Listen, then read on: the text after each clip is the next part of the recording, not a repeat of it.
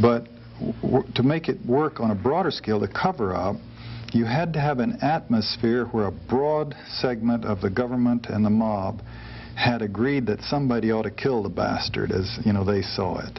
And each segment that was involved in the cover-up had to have their own grievance against him, the president, which they did. So, one, they were hearing rumors that it was going to happen. Two, an atmosphere had been created where they condoned in advance that it would happen. It was okay to kill this president. They were kind of hungry for it to happen. So you have a relatively small group of people actually plan and execute the killing, and a bunch of other people standing by and just automatically saying it's in our interest to work a cover-up on it. And they had been fed some essential ingredients that would make a cover-up possible, on which to build a cover-up that seems to us, in retrospect, to have been pretty preposterous of a lone assassin. Well, on Oswald, do you think he was a patsy or a participant?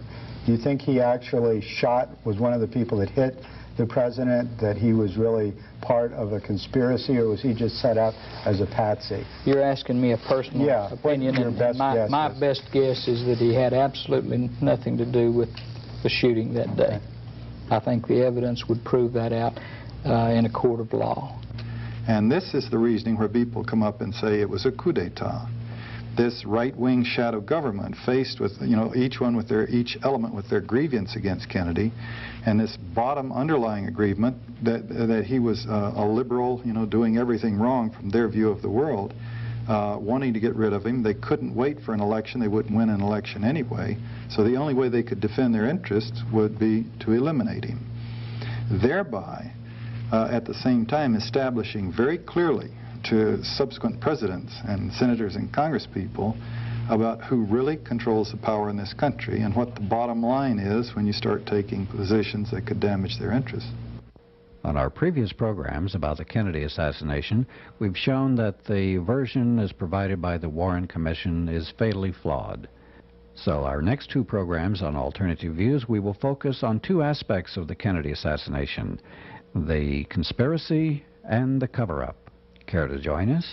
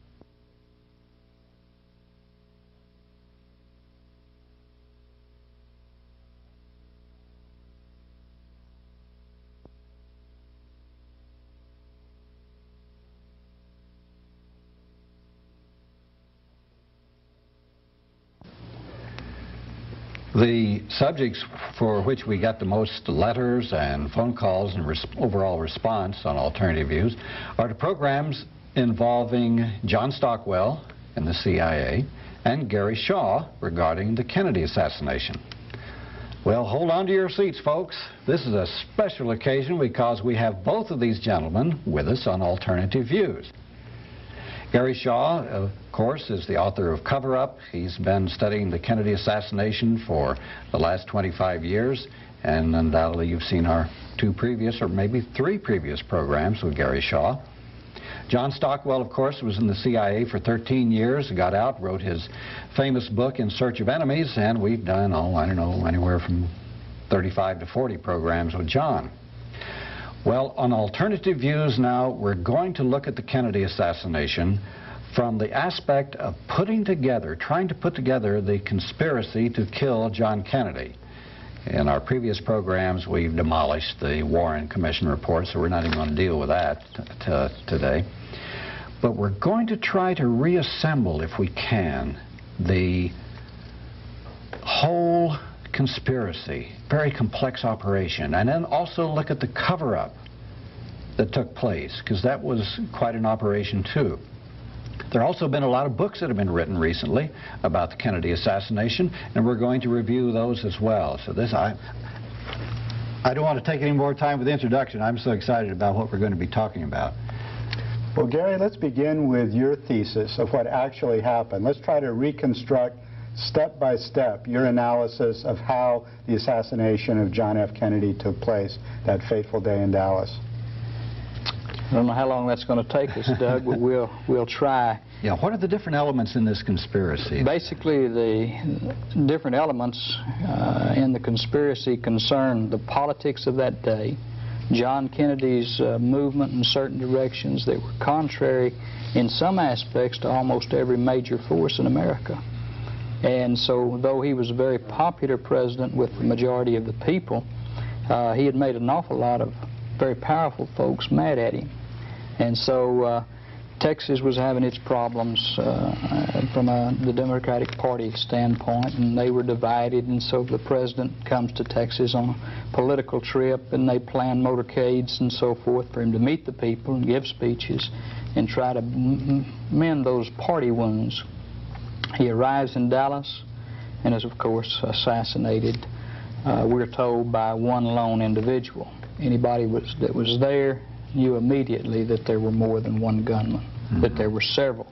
In fact, we've got certain eyewitnesses that felt like that there was an automatic weapon being used. That's how forceful and how quickly the shots were being fired at the motorcade. So what I did is exactly the opposite of what the Warren Commission did not do, and that is take the evidence from that day that we had, the physical evidence, and try to make some sense of it and go backward from the scene of the crime and establish shooters, placement of the shooters, gun directions, number of shots, etc.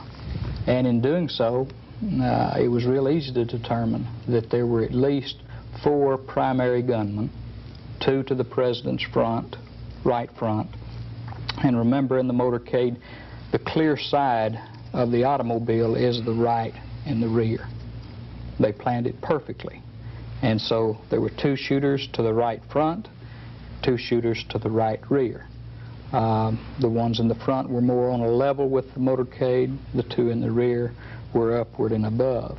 This limited the possibility of hurting people within the limousine, wounding others, in fact, to some extent. Go ahead. This would have required so much coordination, so much planning, that so many people would have to have been involved, starting even with the route that it was taken. That's correct. Whoever designed the route either had to have been involved in the conspiracy, or the conspirators would have had to know the route sufficiently in advance to be able to plan it and to be able to train. On a previous program, you said you think they probably trained with mock-ups and all of this. Now, can you give us an idea of how this might have taken place? Okay, I believe it's very simple. I think that not necessarily did they have to have someone to plan the motorcade route. I think they knew in advance from people that they had contact with the direction that the motorcade would take. And from that, they were able to plan the best possible site for it. They chose this site, and they practiced with it. I think they built a mock-up. They had their 2 kill zones. Okay, this is the kill zone A. I call this gunman number 1 and gunman number 2. That's a triangulation of gunfire, very strategically located. Let's see, point 1, is that on top of the school book depository? Oh, okay. Okay. This is the final 2 shots that hit the president. This is in kill zone B, or the 6th set of road stripes, and comes from the southwesternly 6th floor window of the school book depository, and from the picket fence just above the grassy knoll to the left. That's number 3 and number 4. It's real important for us to take another look at the Zapruder film. This is the famous Abraham Zapruder film of the Kennedy assassination. The president is now hit in the back, and then while he's behind the sign, he's hit in the throat from the front. He's now grasping at his throat and trying to talk to his wife, and the fatal headshot.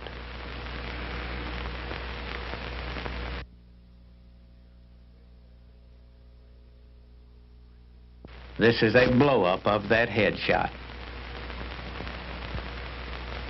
The president is hit. Now he's trying to talk to his wife, and he receives the fatal headshot. The president's reaction to the headshot can be seen more clearly with these enlargements. Notice that as the president is struck by the fatal headshot, his body is driven violently backwards.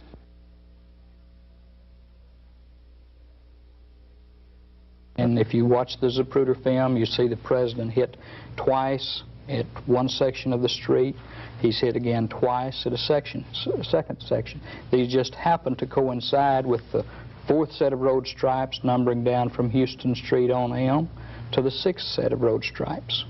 That was pre-planned. They didn't have to try to follow him. When he came to that sixth set of road stripes, there's two gunmen that were already honed in right at that point. And they didn't have to have much timing between the two because they knew where they were going to hit him. And they fired. They did their job. The one thing you don't want to do if you're going to kill the President of the United States or any leader is miss. And I think they had two teams, two shooting teams, and they very accurately did their job that day.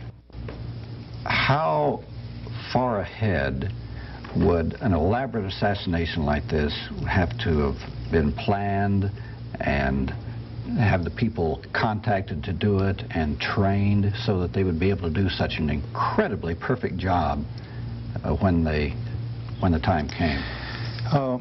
This is going to lead us into a slightly different related subject. Inside the CIA, you don't have a class on assassinations in training. You don't rehearse assassinations. In fact, they work very hard to convince you that the CIA doesn't do assassinations. And then later on in your career, as it happened with me, you begin to learn that they do. But there is no book in the CIA or SOP or file or office that teaches assassinations. They would lose the magic of the CIA if there were, which is the plausible deniability of having so many employees who are slightly naive, good soldiers, who believe it's a clean organization. And then you compartment out things like the assassination and like the drug experimentation program and the disease experimentation program. From my military background, putting it in terms of an ambush, see, that puts, which I think it was. They planned it. They executed it like a military ambush. And this is what leads me to the conclusion, and I think other researchers, in the direction of the shooting itself having been planned, rehearsed, and executed by principally the O.P. Mongoose CI group in Florida that was training for raids into Cuba. They had the training facilities, they had the expertise, they had combat experience in Cuba. And it doesn't ring to me like a mob hit. No. The execution of it was military. And then taking it from that, looking at it as a military ambush, you could do it very quickly. You could do it in a couple of 3 weeks and do a good job of it if you have pros, seasoned pros. It seems to me, reading the books and the history of what happened, they were probably working on the ambush itself for perhaps 4 months. They probably were mapping out where they were going to do it and setting up the mock-ups during the summer. That would be my guess. Okay, so that was just a part of the conspiracy. We have the Oswald factor and the fake Oswald, or the other Oswalds, how many ever Oswalds there were. Now, some people believe that Oswald was part of the conspiracy. Some people say he wasn't. Some people say he actually fired a shot. Some say he didn't. But whether he did or not, the name and person Oswald, or people Oswald, was involved in a very careful planning, it looked to me, because we had Oswald showing up in Mexico City. We had Oswald here, a man named Oswald going from Miami to Dallas in a caravan carrying rifles. You mentioned in a previous program that an international, I think it was Swetra, an international killer, who also used the name of Oswald. No, it was a fellow from Texas, a young man from Texas that used the name Oswald in his gun-running operations. Okay, that's right. Cuban exiles. So there would have had to have been this planning ahead of time also, either to have Oswald as the patsy, or to have all these other various ways set up to try to make somebody the patsy? So what is your feeling on this aspect of a conspiracy? I think naturally in the pre-planning of this thing, they had to have something that would throw the authorities off there in Dallas immediately. And Oswald became convenient because of his background as having been communist aligned. He went to Russia and renounced his citizenship and so forth, and he was a perfect one because, let's face it, in the United States and in Texas, we're ready to hate a little commie any day of the week, you know. And so when they were able to pick up Oswald, and he had good background. He had already been working with the Cuban exiles, we found out. He was also working as a pro-Castroite and passing out fair play for Cuba leaflets, etc. So he Which seemed like a cover-up itself. That's right. He's doing all of the right things, yeah. And his trip to Mexico is a mystery. It's still a mystery after 25 years. And we still don't know what he was doing. We do know this. Again, the CIA, John, plays a particular role in this that I still don't understand. And that is that they had cameras monitoring the Cuban embassy and the Russian embassy 24 hours a day. Front and back doors, I understand. Mexico City. In Mexico City. And yet, they were never able to produce photographs, and this was film work, you know. They produced photographs of other individuals, and even a man who identified himself as Lee Henry Oswald, but never were they able to produce a photograph. When asked about it, they said the camera happened to be broken the 3 days that he was there, you know. So I don't know what to make of that. I do feel like if the real Oswald had done what the Warren Commission and the CIA and the FBI said that he did in Mexico City, that they would have had photographs and they would have pasted them on the front of every newspaper in the world. And because he was going down there, again, wanting to go to Cuba, get a visa to go to Cuba so that he could go back to the USSR. But don't many people think that that was the other Oswald that went to Mexico City, that was a dupe or a double? Again, you've got conflict. You've got his signature on hotel records that handwriting experts say are his. Mm-hmm. You've got eyewitnesses saying that the man that identified himself as Oswald was not the man they saw shoot Jack Ruby on television and whose picture appeared in the newspapers.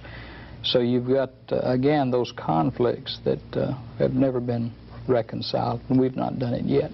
I assume, is it possible that the CIA, or even maybe the FBI, but the CIA has people who are so good at copying that they can sign somebody's name and it'll look exactly like. I'm sure they must have. So to have a receipt with Oswald's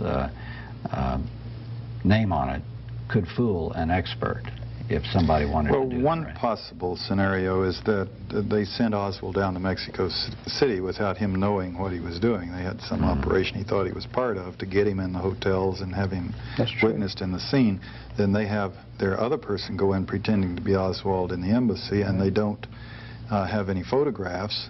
You know, conveniently, the cameras were broken that day, and so there's nothing to disprove that it was Oswald who went into the embassy. What they came up with, though, that seemed to contradict it pretty flatly was the testimony of the Cuban consul and the people in the office who said, you know, the guy was 3 inches taller and totally different build and appearance. That's one possible scenario. Again, we can't prove it. The way I see this thing working, trying to make it understandable to me as I knew the agency and the people in the halls who people like myself and Ralph McGehee, for example, Phil Litchke, would never, you know, have remained in an organization that killed the president. I mean, we were patriotic, you know, and we were supporting the system, and the president was the commander-in-chief. And yet the organization clearly was involved. So you think of it in terms of compartmentation. You have this group down in Florida, which is not inside the building, bureaucrats, you know, wearing coats and ties and shuffling papers. Pretty wild people, a lot of them Cuban exiles, and passionately involved, taking chances with their lives, going into Cuba, killing people, and blending smoothly into the mob activities into Cuba. And if they were the ones that did it, as appears to be the case, they were quite compartmented from the activities in the building and all the rest of us. Then you start saying, well, how broad was the conspiracy? And I suggest that it could have worked this way. It wouldn't take that many people to actually plan and execute the killing, including setting up Oswald as a decoy, as a patsy. For the simple reason, if you take a total of 10 to 12 people there at the time of the ambush, Jack Ruby undoubtedly involved in running errands, working with them, and maybe a couple of other people in New Orleans and Houston, directed by the O.P. Mongoose connections from Florida, and you could do everything, you know, that I see having been done. You do have to have some kind of cooperation from the Secret Service to detour the presidential convoy. This might have been full complicity by the Secret Service, or it might have been someone led into it, and a gross lack of discipline, which we've seen the Secret Service manifest many times before in the past. But to make it work on a broader scale, the cover-up, you had to have an atmosphere where a broad segment of the government and the mob had agreed that somebody ought to kill the bastard, as you know, they saw it. And each segment that was involved in the cover-up had to have their own grievance against him, the president, which they did. So, one, they were hearing rumors that it was going to happen. Two, an atmosphere had been created where they condoned in advance that it would happen. It was okay to kill this president. They were kind of hungry for it to happen. So you have a relatively small group of people actually plan and execute the killing, and a bunch of other people standing by and just automatically saying it's in our interest to work a cover-up on it. And they had been fed some essential ingredients that would make a cover-up possible, on which to build a cover-up that seems to us, in retrospect, to have been pretty preposterous, of a lone assassin. Very small police force with limited resources would, in a serious investigation, would have immediately have turned up 100 things that were not consistent with a lone assassin. But just by throwing out the lone assassin, they were able to seize on that and build on that rather flagrantly, but successfully, to sell it to the public in such a way, and the rest of the establishment, so that no one was ever punished. But John, that sounds a lot like the book Betrayal by Robert Morrow, in which he tries to reconstruct as best he could, and he said that it was done with a renegade group of CIA people in conjunction with the Cuban exiles, but with the knowledge of the CIA up at the top who let it happen. It was done by these people, but someone up at the top had to know. But see, that doesn't mean the whole building or all 15,000 people had to know, but there had to be a thread going up to the top, and I've speculated a lot. You know, who was the chain of command? How high does it go? A lot of things seem to indicate that Dick Helms probably knew of it and may have been involved in the prior approvals and planning, or he may have been sitting there knowing, sensing that it was going on, but in a sense, you do a lot of things in the CIA without spelling it out to headquarters. They teach you to do that, what you don't put in writing. And the whole science of being a chief of station is to know what they want done and to make it happen, but without forcing them to say yes or no. And of course, where it gets tricky is if you misread them and do something they don't want done, you can wreck your whole career. So that's the subtlety of that business. So you could have these people in Florida planning this thing, Helms knowing that it was going to happen, but no one having put him, you know, on the spot where he would have to say yes or no or sign something. And then it happens, he clearly participated in the cover-up. How high was Helms at that? Was he director at that time of the CIA? Deputy director. Deputy director. In our previous programs, you indicated that you thought there were some foreign professional assassins, particularly Frenchmen, involved in this, or a Frenchman. Now, that they brought in to do the job, and then they got him out the next day.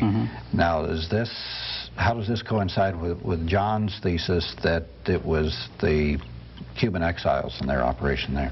Among this conglomerate, this group of people that were participating in being trained by the CIA, were mercenaries or soldiers of fortune from the corners of the world.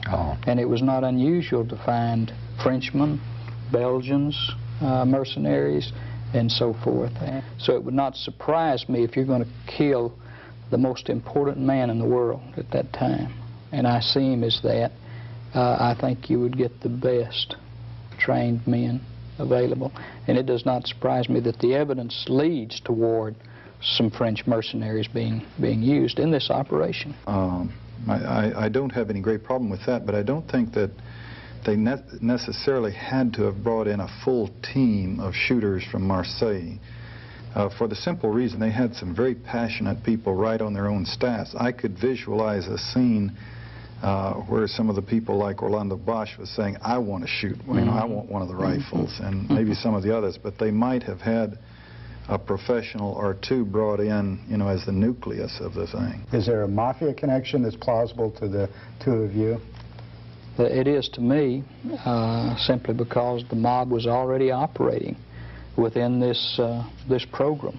The Operation Mongoose. The Operation Mongoose, and they had taken two of your higher-ranking mafia figures, Johnny Roselli and Sam Giancana. The Kennedys had gone after them. That's right. The mob's, one of its big bases of operations was in Havana before the revolution.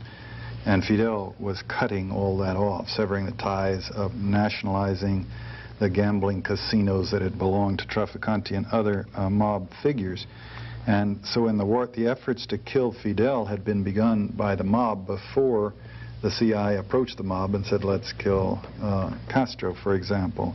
The mob operations and activities into Cuba were extensive, and this put them shoulder to shoulder and piggybacking upon and working with the CIA's Mongoose people into Cuba to some points where they, you know, it's almost indistinguishable, you know, as to where does CIA activity stop and mob activity start vis-a-vis the operations from Florida into Cuba. One example that's not crystal clear, but it does make a point, is this David Ferry, the pilot, who was clearly at times flying arms for the CIA. Also, allegedly flew Marcelo back from Guatemala, where Bobby Kennedy had him thrown out of the country, and he flew back in. And apparently, now, the question is, was Ferry on the mob payroll when he flew Marcelo back in, or did the CIA send him to get Marcelo and bring him back in? But you take it another step, of course, the famous Jack Ruby, whose ties are so extensive. This may have nothing to do with anything, but in 1947, Congressman Richard Nixon intervened when the Congress was investigating Jack Rubenstein in Chicago and got him off from being investigated, and he relocated to Dallas and became Jack Ruby. Nixon had extensive, close relationships with the mafia. So close that, according to the Playboy History of Organized Crime, the Secret Service had to say, hey, Richard, you better cool it. You can't keep going out on yachts with these guys. They're mafia. The people are going to start looking at this. Clearly a liability in his presidency. Getting into the detail, and there's several of these books that are out now where you can read Contract on America particularly, and some of the others about the mob activities in Dallas and how extensive they were. And bringing back to what we were talking about before, the setup, luring the president into the ambush, was the Secret Service involved? To my knowledge, we don't know, but we do know the Secret Service people out boozing it up until 5 in the morning, one of them, in a nightclub that was owned by a friend of Jack Ruby's. The night before the assassination? Yes. Close friend. Close friend of Jack Ruby's, a place where Jack Ruby ran, you know, visited and hung out. Same girls worked there. Same girls worked there, and they were there, some of them until 2 or 3 in the morning, and one until 5 in the morning. This was the President's Secret Service. Now again, it could just be a very, very dirty, sloppy Secret Service operation, and they're hung over, and that might explain alone some of their very dubious, unprofessional conduct during the shooting. You know, basic rule, when the bullets start flying, you mash down on the accelerator and get out of there. And instead, the driver stopped and turned around and looked back for a while, for some very precious seconds. That could just be people with heavy hangovers. or it could be some corruption from the mob, or maybe the mob's role was just take these people out and show them a good time and get them thoroughly drunk. Provide information also to the CIA or whoever the hitmen were. So you don't think the mob were part of the hit squad? In other words, it has more of a military CIA operation. Oh, I think they overlapped right into it. Yeah, I think that the lines distinguishing from the mongoose people and their activities and the mob activities in Florida, in New Orleans, and Dallas through Ruby were probably indistinguishable. Ferry working for both, Jack Ruby working for both, indistinguishable. And you get into the question about how would they know what the exact route was. Well, you know, if they're boozing it up until 5 in the morning with Secret Service people, you can presume that the contact was very intimate and they knew a lot about what was happening. There's always been something that has not bothered me, but did puzzle me a bit. How far ahead of time did Oswald take that job at the school book depository? About a month. It was about a month, a little over a month. So if he was part of the conspiracy, they would have had to know what the route was a month ahead of time, would they not, if they were going to plant him as the patsy? And I wonder even if the trip was scheduled that far in advance. Yes, the trip was planned that far in advance, and probably the motorcade was on paper. And the one key ingredient there to knowing about the motorcade is Jack Ruby's close relationship with the Dallas Police Department. He went as he pleased among them. They came to his club. They were treated royally. His girls were told to wine, dine, whatever they needed, and to take care of them. That's the reason he was able on Friday night. We even have one witness now, a policeman whose office was right next door to where they were interrogating Oswald, who said that Jack Ruby on Friday night actually went into the office of Will Fritz where they were interrogating Oswald. Wow. We know he was at the police. We've got film of him. But that has never come out. And this is a reliable officer of that day who's now retired and says, I don't care, this needs to be known. The route then, was that selected by the local police or the Secret Service, or selected by the local police and then approved by the Secret Service? Because it was against all regulations. Basically, the record is this, that the Secret Service were taken by Assistant Chief Charles Batchelor at the time, who was in charge of the motorcade. When Batchelor got to Dealey Plaza, after driving the first part of the motorcade, and he said, then we hit Stemmons Freeway right up here, and it's right out to Market Hall. He did not tell the Secret Service that there would be a right-hand turn going down Houston, 90-degree right-hand turn, and then that 120-degree angle turn down on Elm Street. He did not take them that far. So you can speculate either that was, we don't want to know, don't tell us anything, or they were not told anything, and they assumed that they would continue right on directly in Main Street, and that Main Street, the street tied into Stemmons Freeway. And once again, you could either say this is part of the conspiracy or this was part of the people who are incredibly incompetent. Mm-hmm. But you find this all the way through. So that, all the way through. Which leads me to ask the questions about the FBI then. There seemed to be complicity with the FBI, particularly in the cover-up, but now as the conspiracy, there were people flashing badges, Secret Service badges, FBI badges here and there. Maybe they were fake, maybe they weren't. But what was then the extent of the FBI relationships? I've heard people say that Oswald had relationships with the FBI, and Ruby, of course, had relationships with the FBI. There was an early report that Oswald had an informant status with the FBI. They had an informant number that he received funds monthly. One of the Western Union people testified to that fact, and that he received $200 a month. And his informant number was like S-172. In other words, they get real specific. Now, what I have a tendency to believe is that probably another individual was this informant who was using the name Oswald and was working for the FBI, and so they could legitimately say Lee Harvey Oswald, the man who shot the president, was never an informant of ours. But this other man who was being used, and I think all of the evidence points to some type of either bureau involvement or intelligence involvement, even if it's a low echelon involvement of Lee Harvey Oswald.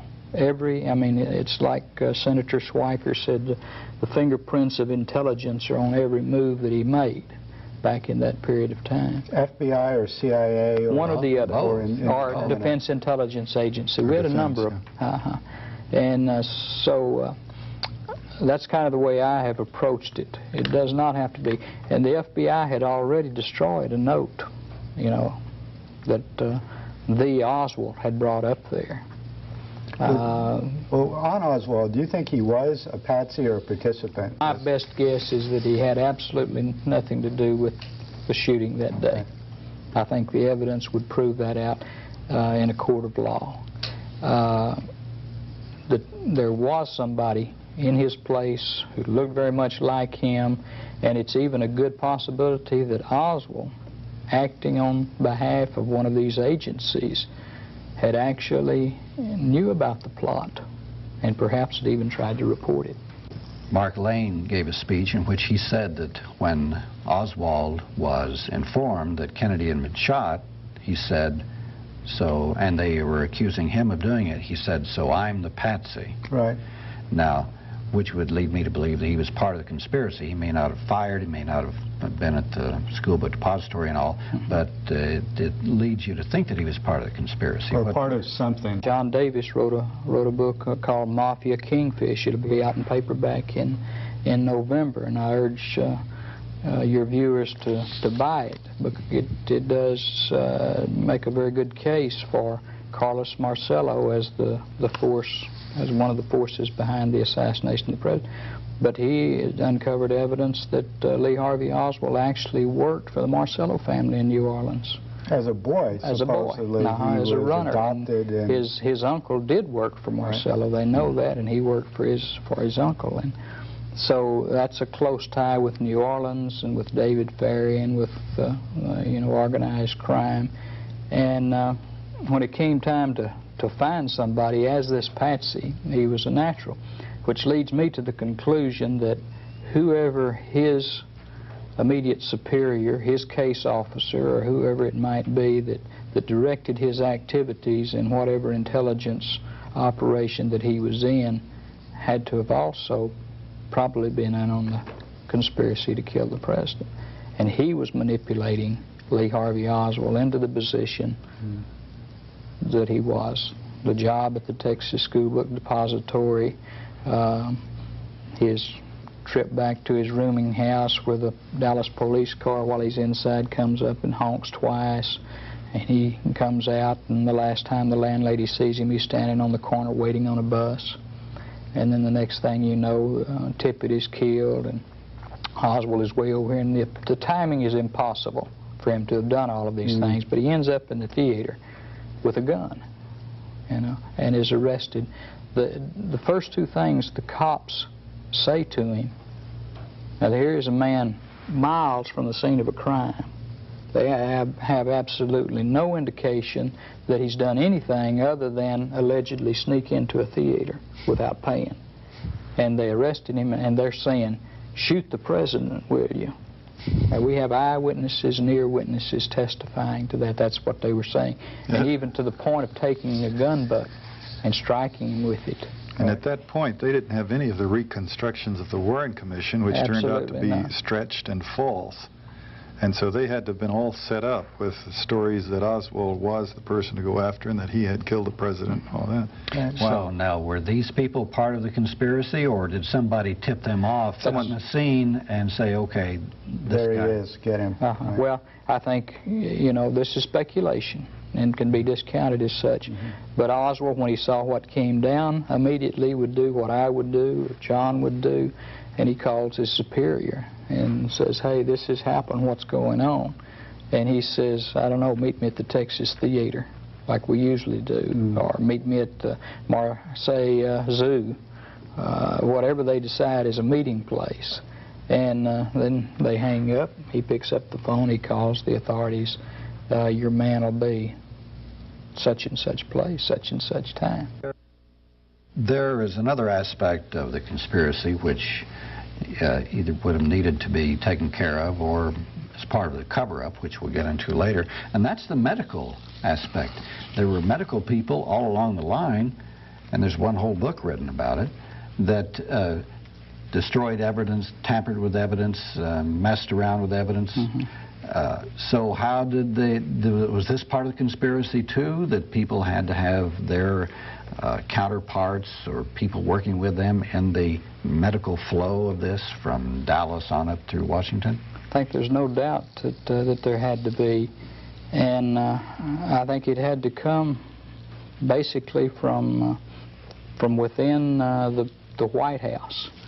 The one man who was key to all of this was Admiral George Berkeley, the President's chief physician. He was with the President at Parkland Hospital. He was with him on Air Force One. He was with him at the autopsy, and he ordered the autopsy surgeons at that point not to do certain things, very valuable things, like not to probe the back wound so that they could determine its track and therefore the direction and angle of the shot, not to probe the throat wound. Certain things had been done to the President's body. Henry Hurt, and this has gone missed by most people, Henry Hurt called Dr. Berkeley, and Dr. Berkeley said, yes, there was a conspiracy. This was in 1975. And he indicated that he would be willing to talk to Mr. Hurt. When Mr. Hurt got back to him, he was very angry, very adamant, and said, I will not talk, forget I ever said anything. Wow. And that is in his book, though, and he has got it on recording. His original statement is, yes, that there was a conspiracy. And it would have had to start right at Parkland Hospital, because that's where the magic bullet, the pristine bullet that did all the damage but came out without a trace or remark on it, that was found on a stretcher.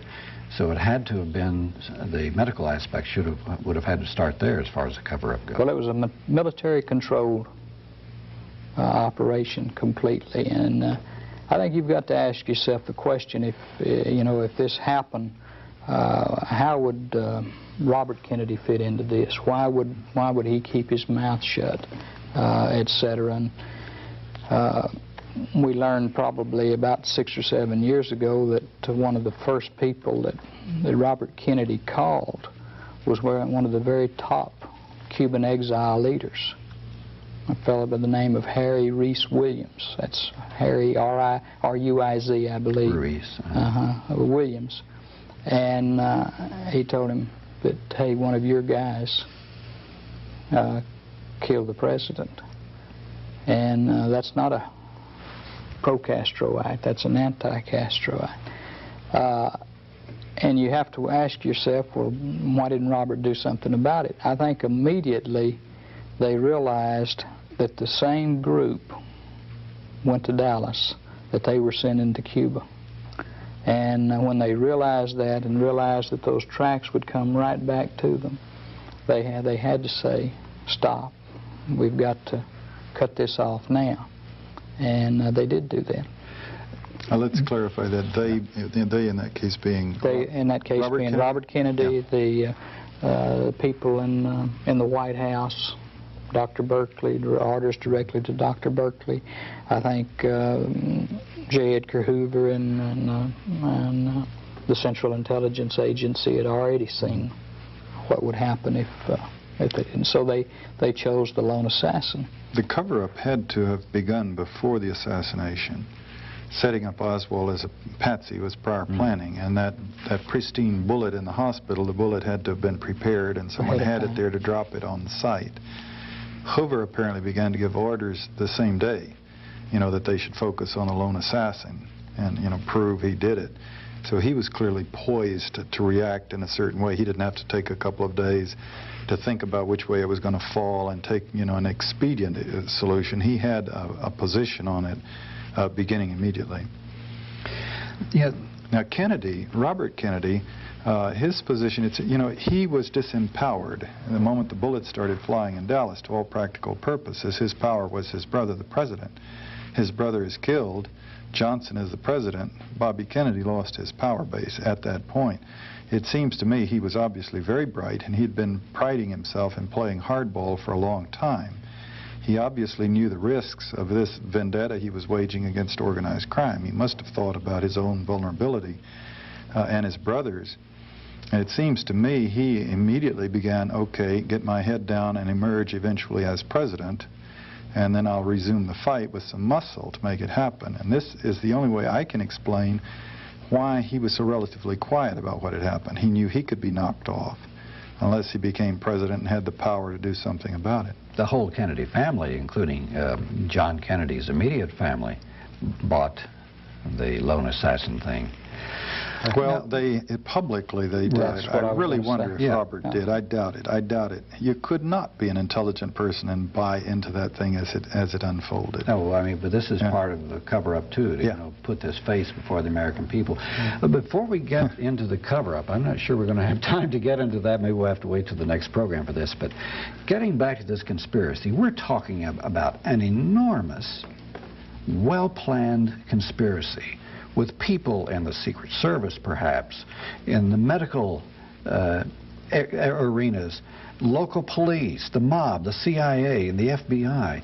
How was it possible, or maybe I'm just naive, how was it possible to conceive of or to organize and coordinate such an enormous conspiracy which required so much coordination and good timing and security? I don't see it as having been a secure operation at all. There were leaks from top to bottom and sideways and all over the place. I think they used the sledgehammer approach to the thing. One, what made the cover-up work was this broad consensus by a huge and powerful segment of the government and the establishment that it would be okay to kill the president. So a team of people did it. Others knew it was going to happen. A group went out and did it. Who exactly up high ordered them to or just knew it was going to happen, one can only speculate. But they started killing potential witnesses very quickly, whistleblowers, people who had different contradictory bits and pieces of the thing very quickly. And the word gets out pretty fast if you're in a situation like that and witnesses are dying. Eventually, according to the high treason book, they count 49 people that they name who were involved in one way or another who died violent or mysterious deaths. And then they allude to 7 more here and 7 more there. So a lot of people dying, and the military putting its, for example, in the medical establishment, the autopsy, all of this done in military facilities, the military putting the word down that anyone who broke ranks and spoke out would be courts-martialed. And then you have a certain complicity from the press. Lots of stuff published about it, but essentially the press eventually went along with the cover-up and began to feed and play and support the lone assassin theory. So it wasn't secure at all. There were people all over the place talking about it, but the establishment decided they were going to buy the cover-up and cooperate with it and kill people who could have blown it wide open. The Warren Commission, of course, was flagrant and heavy-handed, but in effect successful. Its selection of witnesses, for example, as it reworked the evidence around the autopsy and the body, not calling any of the nurses or doctors in Dallas to go up and testify and say where the wounds were and what the condition of the body was when they examined it, for example. This narrowed it down to fewer doctors that they could absolutely control, that they could put on the stand. And they could easily be intimidated. Some of them were quiet then, and they've begun to speak out now and say this is not possible. What, in your best guess, is the scenario that happened? Who actually shot JFK, and who actually was behind it? Basically, you go back to the politics of that day, and John Kennedy was doing things in Cuba that had angered organized crime to the extent that he had made promises that they'd have the Cubans would have Havana back, which meant the casinos would open back up, prostitution would flourish, the Las Vegas off the coast of Florida would be blossoming again, and narcotics traffic would have its easy flow, and the good times would be back. He reneged on that promise. He reneged at the Bay of Pigs and alienated the Cuban exiles to the point of bitter hatred. You read books like Peter Wyden's Bay of Pigs, and you see that they say if they'd had a gun and could have gotten to him, they'd have killed him that day, that the air support didn't come in at the Pigs Bay invasion. So you see that little group, and you see that they have already got in operation an assassination apparatus. They have documented 8 attempts on Fidel Castro from this CIA group. Fidel Castro says there's 24, I think. And they're curious that it only took 1 attempt for the President of the United States. It only took 1, so you wonder how serious these attempts really were. But you take that grouping right there, and when John Kennedy reneged on everything that he said after the missile crisis, and he promised Khrushchev that there would never be an invasion of Cuba if they'd pull those offensive missiles out.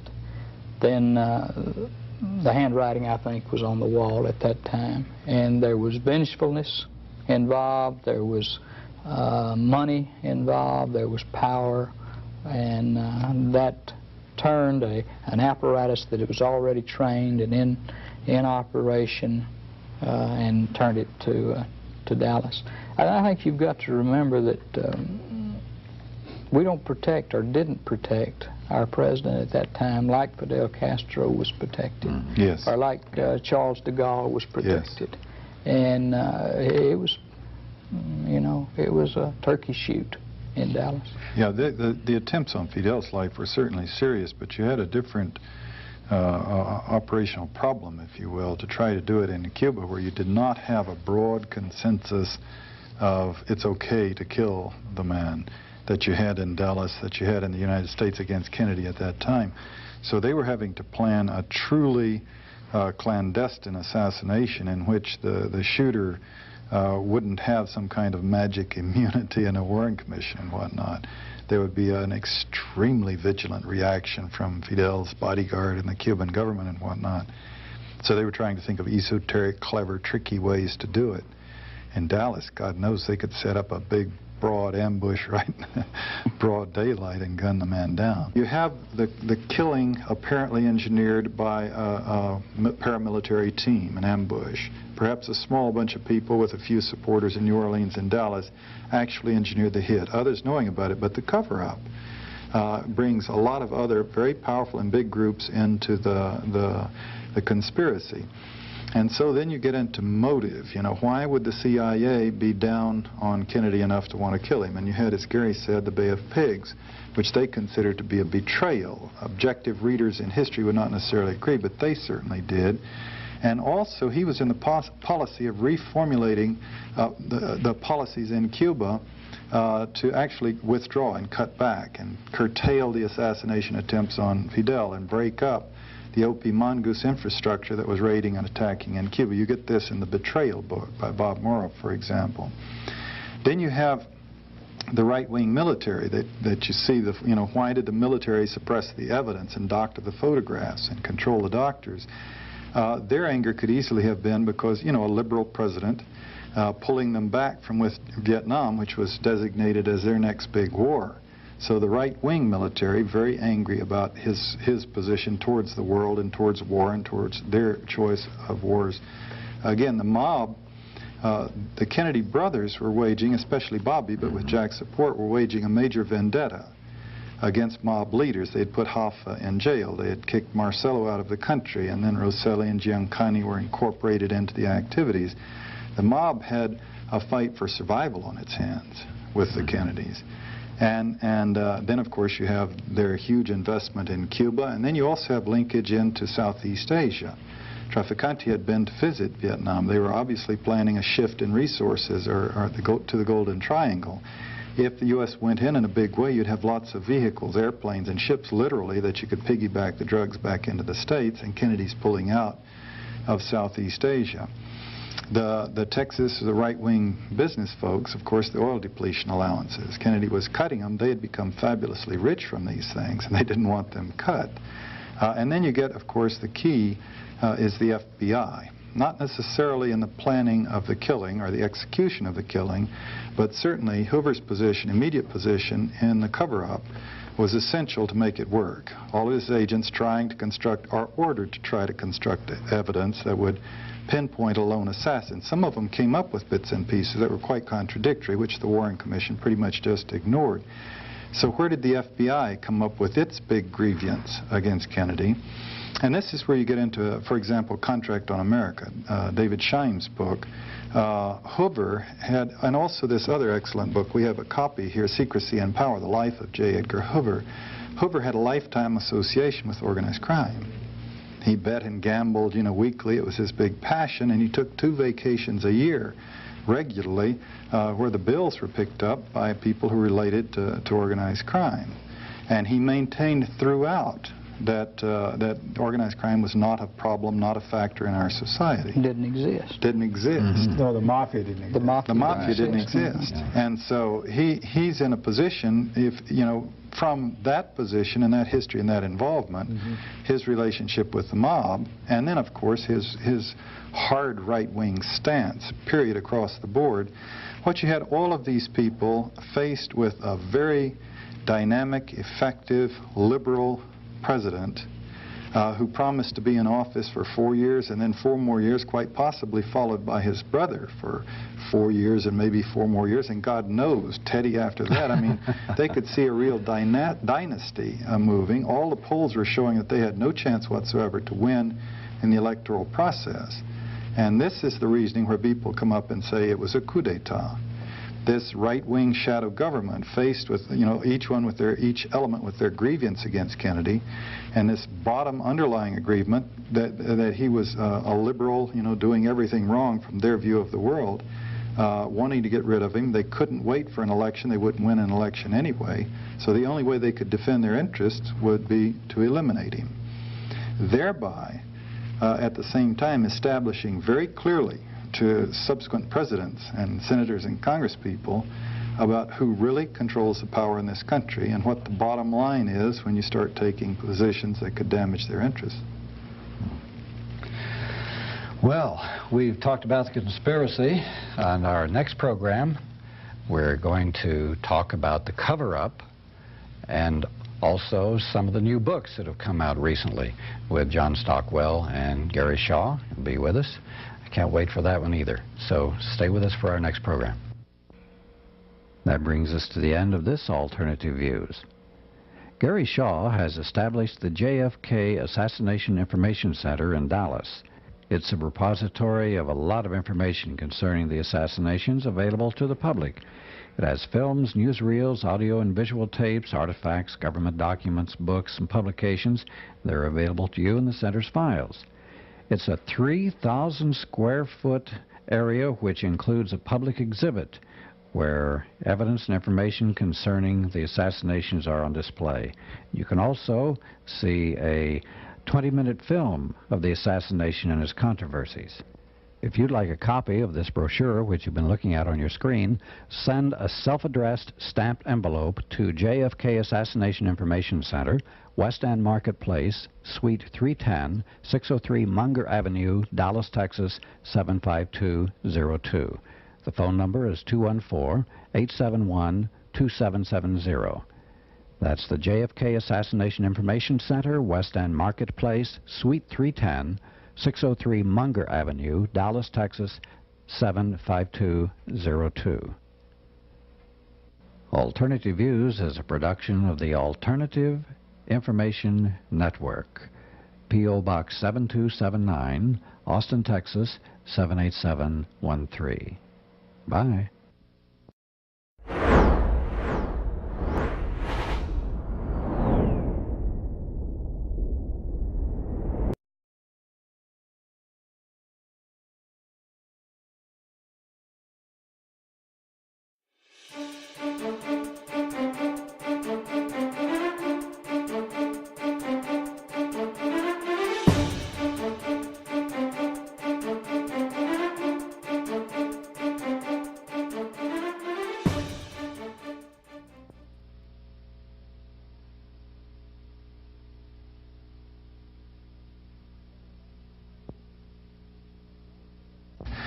But to make it work on a broader scale, the cover-up, you had to have an atmosphere where a broad segment of the government and the mob had agreed that somebody ought to kill the bastard, as they saw it.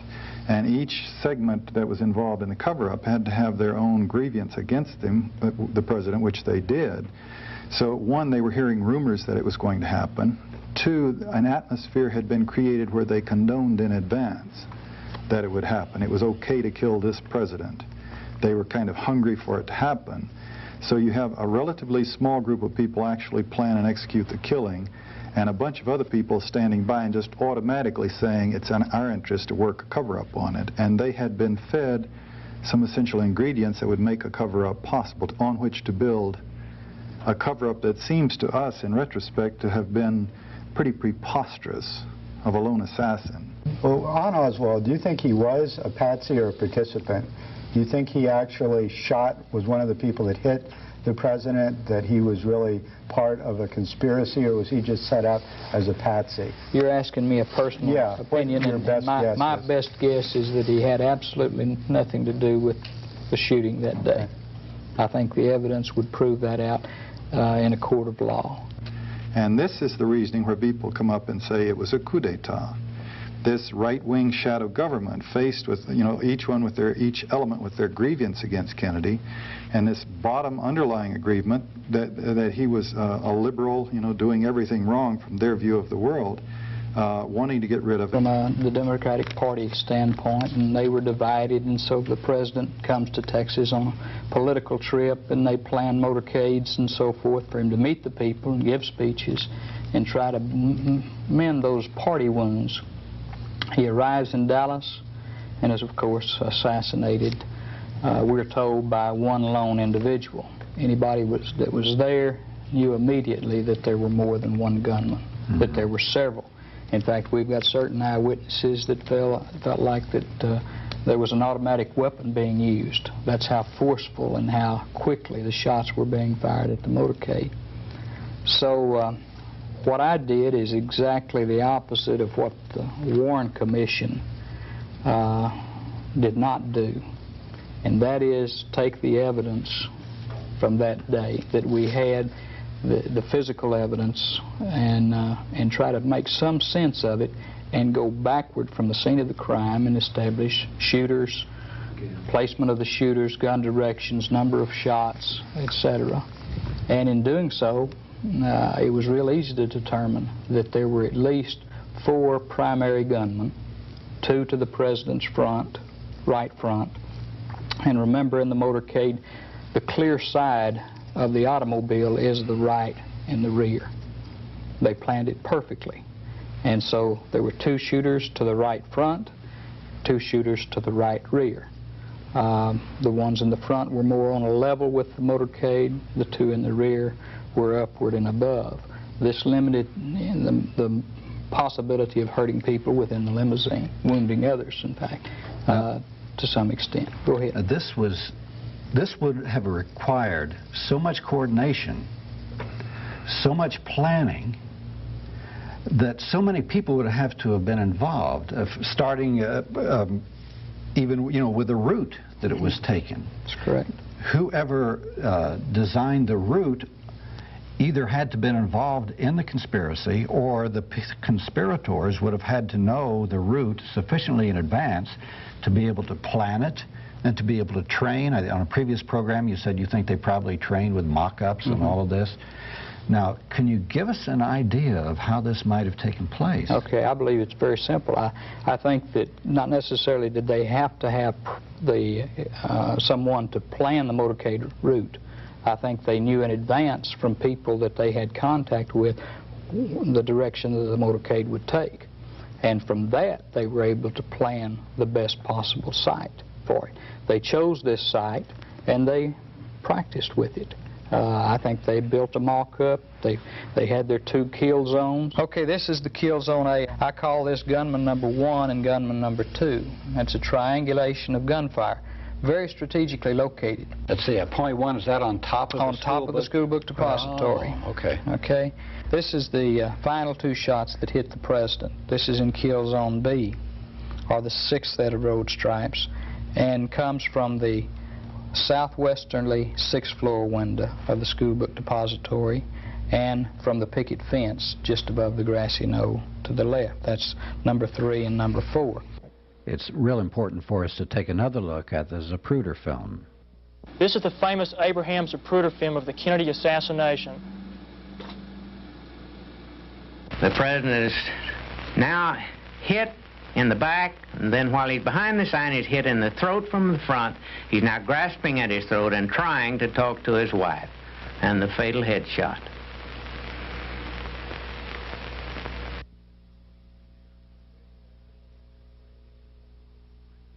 This is a blow-up of that headshot.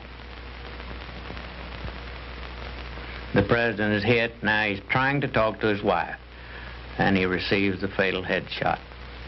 The president's reaction... Folks, this is a special occasion because we have both of these gentlemen with us on Alternative Views.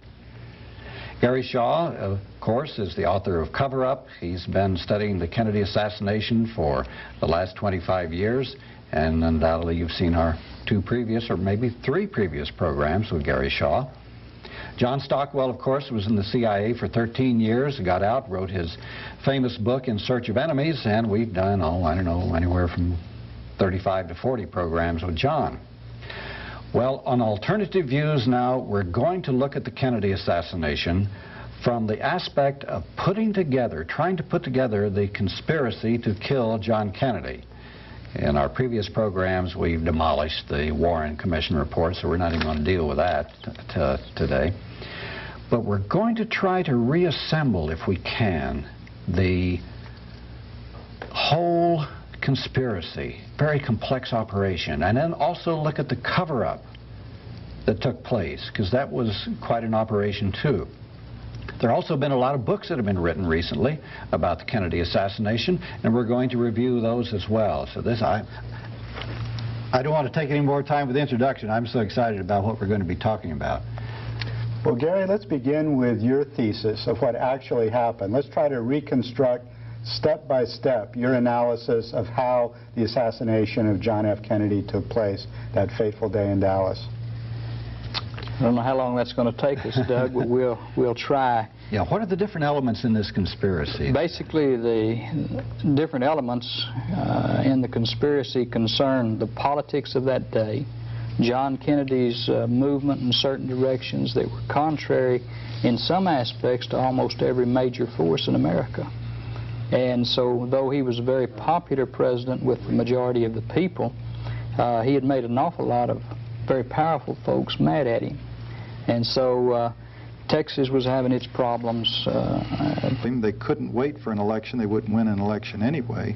So the only way they could defend their interests would be to eliminate him, thereby at the same time establishing very clearly to subsequent presidents and senators and congresspeople about who really controls the power in this country and what the bottom line is when you start taking positions that could damage their interests.